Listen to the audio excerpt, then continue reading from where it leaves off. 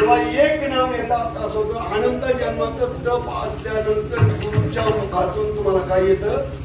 नाम येतं. गुरुच्या मुखातून तुझ्यामध्ये नाम पोचतं. आता इथपर्यंत माणसं ठीक आहे, पण इथं आल्यानंतर माणसं त्या नामावरती राहती नाही. इथंच आपली गडबड झाली. आम्हाला गुरु मिळाले, गुरुनं नाम दिलं, गुरुने मंत्र दिला, गुरुने आमची सगळी तयारी केली, संतांनी नाम दिलं, संतांचं सगळं नाम. पण माणसं सगळ्यात मोठा कटाळा आम्हाला काय झाला? नामाचा मोठा कटाळा.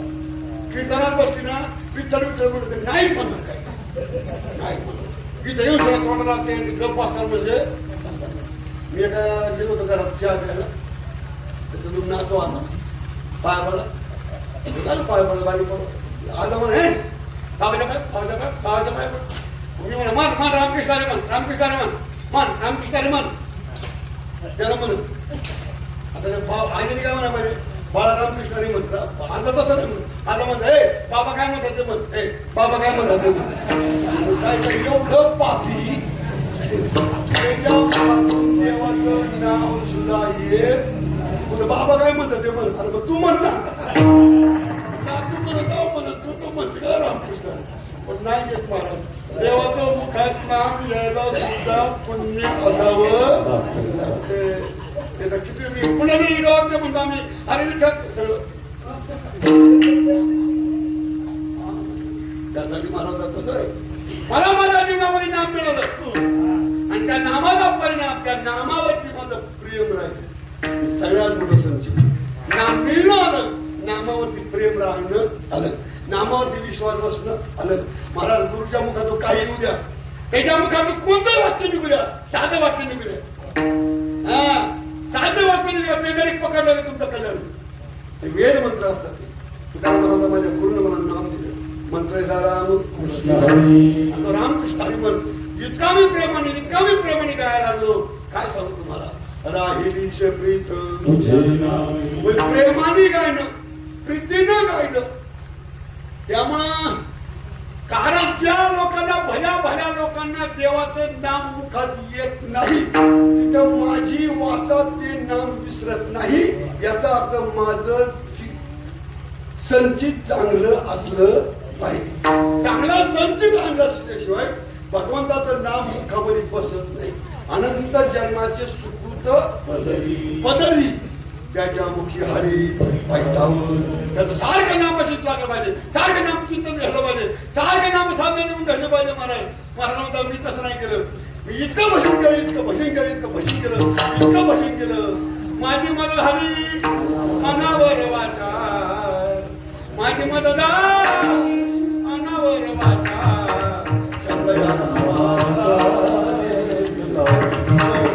नामाचा छंद घेतो जेव्हा आपली वाचा, आपलं मुख वाचा नामचिंतन करायचं जेव्हा सारखं सरावून त्या सारखं सरावून समजायचं आपलं नशीब काय.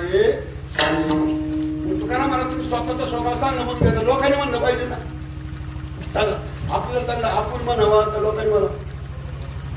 तुकाराम महाराज काय म्हणतात, धन्य मी मानी आपले संस्कृत. याला काय म्हणायचं, स्वतःला शरण समजतो. लोकांनी म्हणलं पाहिजे तुकाराम महाराज कळत तरी काय. पण हा संसार प्रपंचात गुंतलेला आहे आणि त्यांना प्रपंचामध्ये मोठा झालेला माणूस संचितवान वाटतो. भजन करणारा माणूस त्यांना संचितवान वाटत. पैसा कमवला आमच्या बोलून जाऊ दे बोलतो, तुमचं तर सोडून द्या. तुम्ही कधीतरी एकदा ऐका ना, आम्ही रोज बोललो तिच्या नावाने. अजूनही आम्हाला सुद्धा भजन करणारा माणूस मोठा वाटत नाही. आम्हाला जास्त पैसा, जास्त मोठा पाकिट कोण घेतो तो मोठा वाटतो. मोठ्या पाकिटाचा बोल काय वाटतो, मोठा पैशावाला माणूस मोठा वाटतो. आता एखादा पैशावाला दिसला तर आम्ही महाराज त्यांच्या माझं कुत्र्यासारखे शिकून टाकतो. त्याला कारण काय असेल, अजूनही आम्हाला भजन करणारा माणूस मोठा वाटत नाही. म्हणून तुकाराम महाराज यांना काय माहिती माझं संचित. या समाजाला, सामान्य समाजाला आमचं संचित समजणार नाही. कारण त्यांना प्रपंचाची ओळख आहे, त्यांना परमार्थाची ओळख नाही. ते प्रपंचिक माणसा मोठ्या घर बांधलं भाग्यवान आहे म्हणतो, बायको मिळाली भाग्यवान आहे वा, पोरं झाली भाग्यवान आहे वा, पद मिळालं भाग्यवान आहे म्हणते. पण भजन करायला लागला म्हणते, अरे अरे चांगला होता महाराज, सगळ्यांनी वाटलं गेलं भजन म्हणायला म्हणून तुकाराम मारणं म्हणतात आपल्याला कुणी चांगलं म्हणू अथवा नाही म्हणू पण आपण आपल्याला चांगलं म्हणलं. ज्या माणसाला सख्खी बहीण नाही, ज्या माणसाला चुलत बहीण नाही, ज्या एका माणसाला मावस बहीण नाही, एका माणसाला गुरु बहीण नाही, एका माणसाला मानलेली बहीण नाही, म्हणजे बहीण नावाची वस्तूच त्यांची बहीण नाही, सख्खी नाही, चुलत नाही, मावस नाही, मानलेली नाही, गुरु नाही, त्यांचीच बहीण, बहीण नावाची वस्तूच नाही. आता ह्या माणसाला भावबीजेच्या दिवशी ओवाळायचं असलं तर त्यांनी काय करायला पाहिजे? काय करायला पाहिजे? ओवाळायला पण पाहिजे. एकही नाही, सखी नाही, चुलत नाही, मावस नाही, गुरुमान नाही, गुरुकुल वस्तू ती गोष्ट आपल्या भावाला कोण नाही मस्त दिवाळी घ्यायचा कोणाला ठेवायचा आपली मान आपण ओवाळतो. तसं परमार्थ करणाऱ्या माणसांवर तुम्हाला कुणीही चांगलं म्हणणार नाही. भजन करणाऱ्या माणसाला हे नाव ठेवतील, भजन करणाऱ्या माणसाला हे निंदाच करतील, बरं भजन करणाऱ्या माणसाला हे कमनशिबी ठरवतील, भजन करणाऱ्या माणसाला कळंदरीच समजतील. भजन करणारा माणूस खरा भाग्यवान असतो महाराज. भाग्यवान काम मापेना मोईकरी तुकाराम म्हणतात नाही मला चांगलं बोलू द्या एकदा चांगलं म्हणणं काय जातं मी स्वतः चांगलं बोलतो धन्य मी मानीन आपुले माझे संचित राहिलेशी प्रेरिता तुझे नाव वस्तू मिळणं आलं टिकणार वस्तू मिळणं आलं का एक इतका खुश झाला मला बाबा बाबा लय दिवसांनी उशिरा पण चांगलं झालं काय झालं बाबा मला जवळजवळ 10-15 वर्ष फिरत होतो बाय कुचमळत नव्हती मला मग काय झालं मला वारीमध्ये गेलो अशी एक नवरी दिखणी आली म्हणतात पुढं वारीमध्ये आमचं जमलं बाई मिळाली पुढच्या वर्षी पुन्हा वारी झाला काय रे एकटा जाणार मंडळी कुठे मला पळवून गेली काय झाली म्हणजे मिळाली पण टिकली मिळालं पण टिकत तसं ते बघ संतांचं नाम आपल्याला मिळालं पण ते नाम आमच्या मुखात टिकत मात्र आम्हाला इतका कटाळा येतो म्हणून मानवतात तुम्ही तुमच्यासारखं नाही बरं का मी माझ्या वाणीमध्ये सारखं भगवंताचं ना कशामुळे घडलं नाम हे टिकलं कशामुळे माझं संचित चांगलं होतं म्हणजे माझं पूर्वजन्माचं कर्म चांगलं होतं. मग काय संचित केलं होतं महाराज काय संचित म्हणजे मी काय केलं अनेक जन्माने पुण्य केलं काय का पुण्य केलं आहे का महाराज म्हणे पहिल्या जन्मामध्ये मी प्रल्हाद होतो कोण होतो आणि प्रल्हाद असताना मी देवाचं नावच घेतलं बापाचा विरोध असताना बाप विरोधी असताना भजनच केलं नारायण नारायण नारायण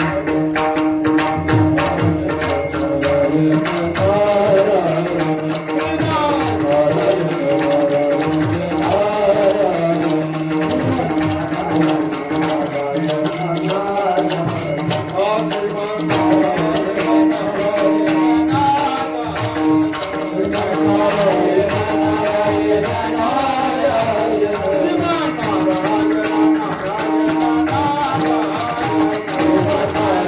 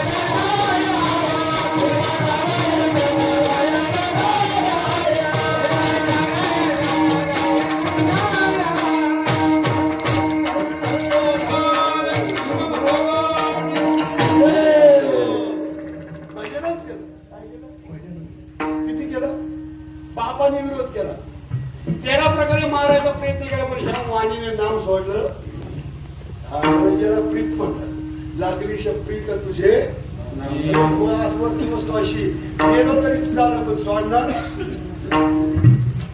दुसऱ्या अवतारामध्ये राम अवतारामध्ये भजनात केलं दगडी वाहिले डोंगर वाहिले देवाचा सिद्धू बांधला. याने त्या टायमाला माझ्या बापालाच मारलो प्रल्हादाच्या अवतारामध्ये तुझ्या बापालाच मारलं. राम अवतारा माझ्या बापाला मारलं. माझ्या बापाचा वादी मी होतो आनंद उदळवर होतो. मी तिथं भजन केलं. काय केलं? भजनच केलं. राजा राम राम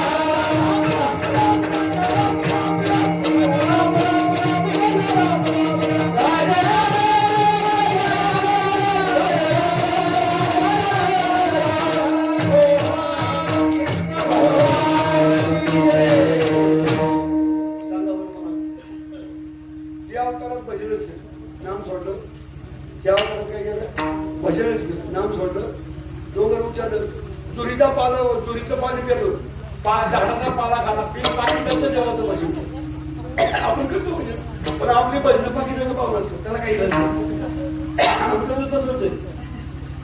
एवढं वर्ष झालं पण आमचं संचितच काय बॅलेन्सच झिरो.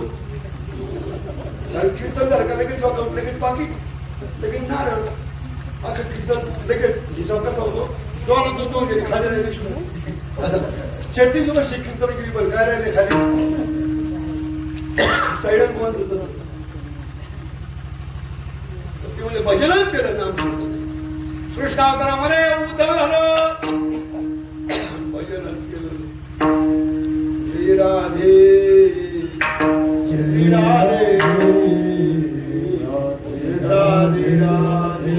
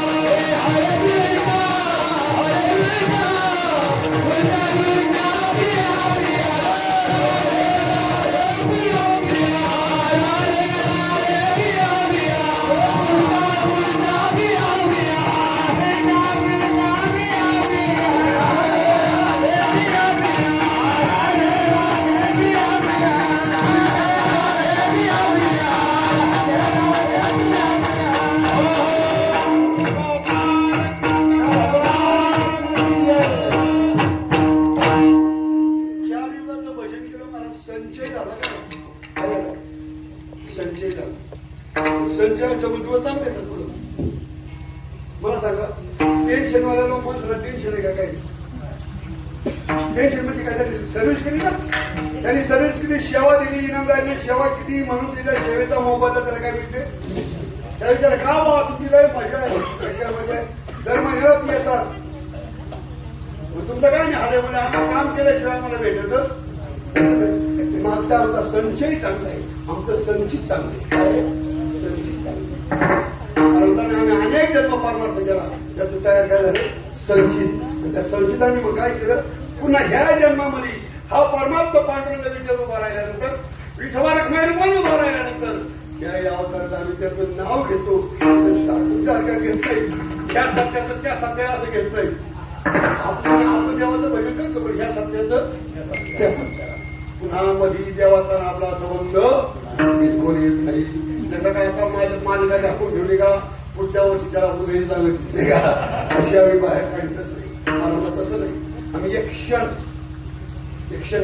किती क्षण पण अणु बरे अणु म्हणतात, बरे अणु म्हणतात. काय म्हणतात? तुला विनय नाही जे विचारची प्रेम विन केशवा अनुकोणी पाहिजे, अनुकोणी पाहिजे, अनुमलिक नाही, अनुकोणी पाहिजे पाहिजे कोणी आमचा कुठे आहे तुम्हाला सांगतो. उन्हाळ्याच्या दिवसाला घराला आपल्या कौलाला जर गोळा पडला असलं त्याच्यावर काय दिसतो खाली? काय म्हणतो किरण दिसत दरोका म्हणत असते. उन्हाची फिल्म पडत ना त्याच्यात तुम्हाला दिसतं का असं वाळवा काय दिसत? किती झाड असतात, किती झाड हाताला नाही लागते पण दिसतात. दिसतात ना ते असं वळवत तरी त्याला एक आणून घेतात, त्याचं 6 तुकडं करायचं. काय करायचं? कोणा करतात बघ तो जेवढा बारीक असतो त्याला अणू म्हणतात. संत म्हणतात आम्ही देवाचं नाव एवढं घेतो तर त्या झरोक्याचा अणू तोडून 6वा तुकडा तयार करून त्याच्यातला 6वा तुकडा सुद्धा तिच्या जिरणार नाही एवढं आम्ही त्या देवाचं भजन सोडी एवढं चिकून असतो. एवढं तेवढं अणू नाव म्हणून कशामुळे घडलं? राहिली शेपडी तर अनेक दिवस साधना केल्यावर संचित झालं. ते संचित धन्य झालं. ह्या जन्मामध्ये माझ्या मी पांडुरंगाचा भक्त झालो. तुम्हाला काय करणार? मला तर फक्त भजनच करतो. राहिली शेपडी कोणतं भजन करता?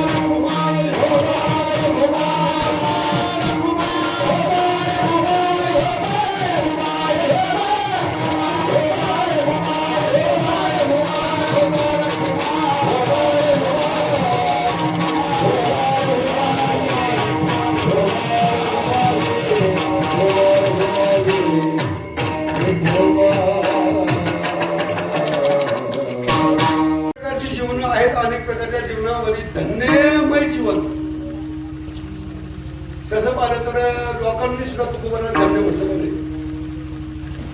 लोक शक्यतो धन्य म्हणत नाही पण तुकाराम महाराजांना धन्य म्हणतात. कशा काय काय प्रमाणे धन्य म्हणावीन इहलोकी लोका भाग्य मी तुका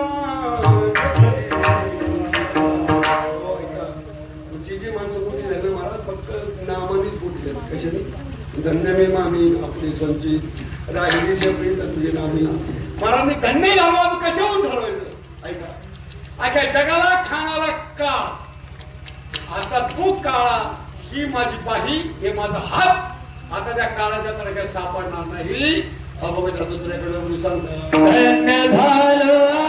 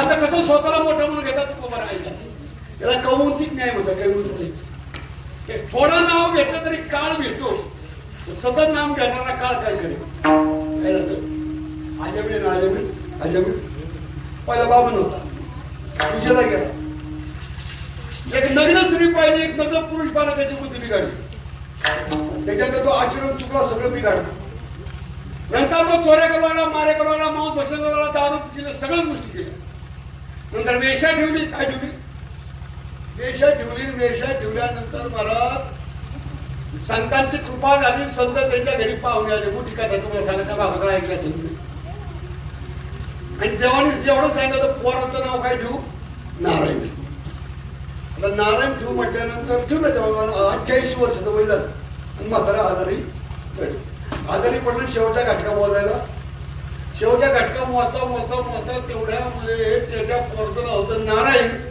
आणि काळाने यमाने दूध पाठवलं काय आला घेऊन आजा मिळाला खूप पापे केला सगळ्या प्रकारची पापे केली यमदूत आले न्यायला महाराज पण हा पोरला हाकामध्ये सांगतो ते पोरबार कोठे गेलं होतं काय करत होतं मोठ्या ते म्हणा नारायण ए नारायण नारायण म्हणता त्यानं काय लावला ते काय सारखं त्याला गोटे खेळायचं होतं पोरांना बापाचं काही ज्ञान नसते मला त्याला गोटे खेळायचं होतं सारखा टावर फोडला काय नारायण नारायण नारायण एवढं म्हणता तर नारायण पोराचं नाव होतं का देवाचं होतं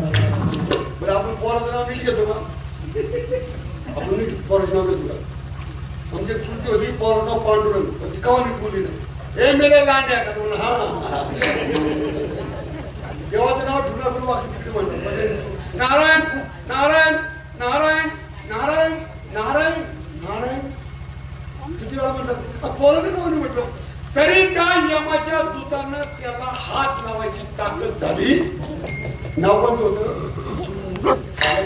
सांगा पोराच्या निमित्तानं नाव घेतलं तरी यमाची ताकद झाली दुसरं उदाहरण होतं मला एक वेश्या होती पिंगळा काय होतं ते पिंगळा वेश्या होत्या त्या वेश्या होता काय सांगा पाहिजे का ती वेश्या एक दिवशी गिळायची वाट पाहतो आणि वाट पाहता पाहता कुणी तिकडे गेली ना तिकडे पोपट पाळला होता काय पाळला होता आणि त्या पोपटाचं नाव ठेवतं राघव त्याला होतं हे राघवा हे राघवा हे राघवा हे राघवा असं म्हणता म्हणता मरायला लागली काय लागली आणि वरून यमदूत आली तिला न्यायला बोलला पण ती आता नाव पण घेत होतं पोपटाचं नाव घेतलं तरी पण यमा ते नाव पण होतं देवाच होतं त्या वेश्याला यमाला हात लावायची ताकद झाली नाही हे दोन उदाहरणं पुढे तुकाराम महाराजांनी थोडी नावं घेतली तरी यमाची ताकद झाली आणि त्याला माझी वाचा काय घेत नाही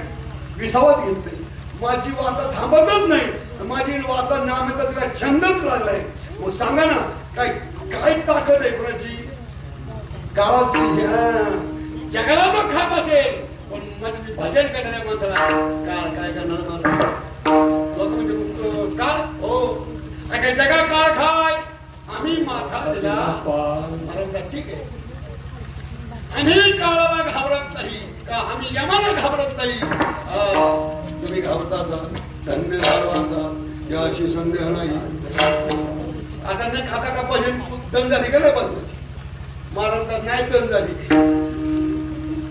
असा सप्ताह वाढवावा असो पकवान वाजवावं असे रामोर महाराज बोलावं आता संदेशा बोलावा असं रामोला बोलावा असं महेशनी यावा असं प्रसाद यावं असं वसंतमान यावं असं यावं सुरडावण यावं बोलवाने बोल यावं सगळ्यांची राम बोल यावं सगळ्यांनी यावं भजन करावं आणि इथून माझं एकटाच करीत एकटाच करीत होतो एकटाच खातो सांगा तो माणूस मोठा एकटा करून एकटा खातो तो चांगला आपल्याकडे सगळ्यांना खायला घालतो तो चांगला आणि आपण जेवणी जेवण तो लोक एका एकटा मी नामचिंतन करत होतो महाराज आता मी काय आता वाढ मी तर नामचिंतन करणार पण ह्या सगळ्या मंडळीला त्यांच्या बरोबर बसून संतांच्या संगतीमध्ये बसून या ब्रह्मरसाचं भोजन मी त्यांना घालणार अभंगाच्या दुसऱ्याकडे सांगतो ब्रह्मरसा